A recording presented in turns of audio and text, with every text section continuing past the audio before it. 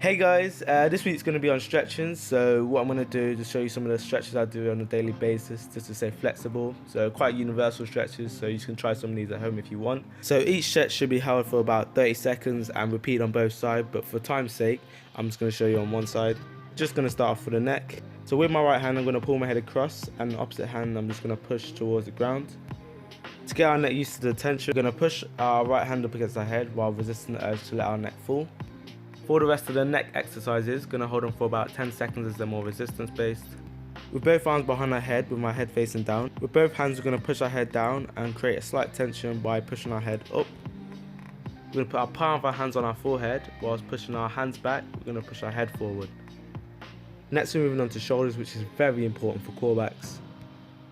So we're going to start by stretching out our chest with your fingers facing backwards. Bring your body round until you feel the stretch across your chest, and make sure your forehand stays against the wall. Now we're going to roll the shoulders out. We're going to do this both clockwise and anti-clockwise, make sure you get full rotation. I call it the windmill, but it's just where you start with big rotations, you just get smaller and smaller with your arms. Moving on to the lower back, I'm just going to do one exercise and then come back to it once we go onto the floor. So for the first exercise for the lower back, we're just going to do trunk twists. While keeping both feet planted in the ground, we're going to try and twist our body around as far as we can, whilst keeping our hips as still as possible. From here on out, the rest of the stretches can be held for 30 seconds. Moving on to the hips, we're just going to do the side in the groin area, as the rest of the hips are easier to do on the floor. I find the stretch best done against the wall, so you just bring one leg across your body. With one hand on the wall, lean your body in the same direction, whilst focusing on pushing your hips through and make sure you can feel it on the outside of the hip. Now we're going to avoid the inside groin area, so we're just going to lean to one side, try and keep both feet facing forward. Should feel it in the inside of the groin. Going to the floor now, we're going to go back to the lower back.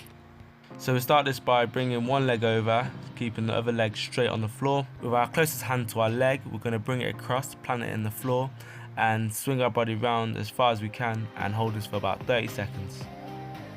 We're going to finish with our legs. We're going to start on our backs, where we have one leg to our chest, and we're going to have the opposite leg straight on the floor. The leg that's in the air, you're going to pull it into your chest, and you should really feel it in your glutes. Quickly going back to the hips as we're still on the floor, we're just going to kneel on one leg. The back leg should be slightly behind our body, with our front leg at a 90-degree angle, looking to push your hip forward while keeping your body straight. You should really feel the stretch down the front of your groin and hip area. I particularly like this stretch because I feel like it helps with my gym flexibility and gives me more movement in the hips when I'm throwing the ball. These are some of the final stretches now, and we're just going to try and stretch some of the bigger muscle groups now. So we're going to start off with the calf. Put both hands on the wall and one foot back to where it feels comfortable, and you can put your foot comfortably flat on the floor.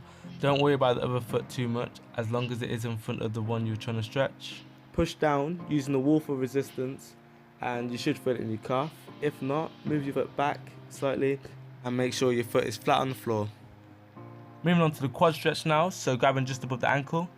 Pull the leg up. A common mistake is to bend the back, so remember to keep the back straight whilst you do this, and hold this for 30 seconds. Last but definitely not least, it's going to be a hamstring stretch. So with the hamstring stretch, you're going to keep your legs slightly wider than shoulder widths apart. Both hands on the floor. Make sure you don't bend your knees, and try and put the palms of your hands as close to the floor as possible. Thanks for watching, guys. Really appreciate the support, and hope to see you next time.